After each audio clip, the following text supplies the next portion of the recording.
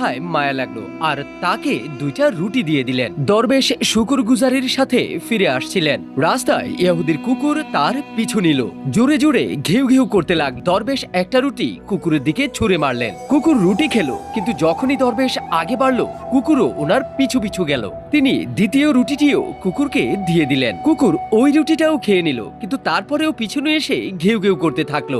দরবেশ বললেন, হে বেশরম কুকুর, তোমার মালিকের ঘর থেকে আমি 2টা রুটি পেয়েছিলাম, আর সেই 2টা আমি তোমাকেই খেতে দিয়েছি, আর তুমি আমার উপরেই ঘেউ ঘেউ করছো। কুকুর বলল, বেশরম আমি নই, তুমি। আমার মালিক আমাকে ঠিকমতো খাবার দেয় না, তারপরেও আমি তার ঘর পাহারা দেই। তার ঘর ছেড়ে অন্য কোথাও খাবারের তালাশে যাই না। আর তুমি কেমন তোমার রবের বাফাদার, মাত্র একদিন খাবার না পেয়ে আরেকজনের দরজায় পৌঁছে গেছো। এটা শুনে দরবেশের দিল কেঁপে উঠল। যখন তিনি তার জায়গায় পৌঁছালেন, ওনার খাবার সেখানে রোজকারের মতো রাখা আছে।